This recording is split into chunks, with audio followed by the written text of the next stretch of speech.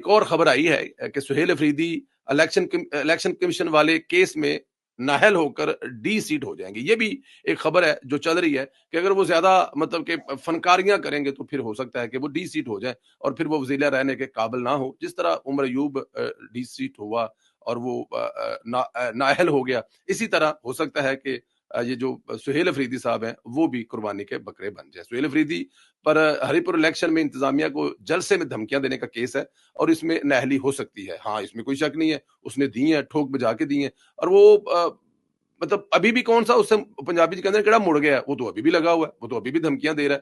خیر ممکن ہے کچھ عرصہ بعد کیس چلنے کے سہیل افریدی نااہل ہو کر گھر چلا جائے, کیونکہ اگر سزا ہوئی, سزا چاہے 1 منٹ کی کیوں نہ, نہلی تو ہوتی ہے, نہلی تو بنتی ہے. اور اگر ایسا ہوتا ہے تو سہیل افریدی صاحب ٹاٹا بائے بائے, اللہ دے حوالے. ہاں جی, تسی مطلب کہ ایسے قابل ساجے دیکھیں نا کہ جب وہ کمینے عروج پاتے ہیں, وہ بابا جانی فرمایا کرتے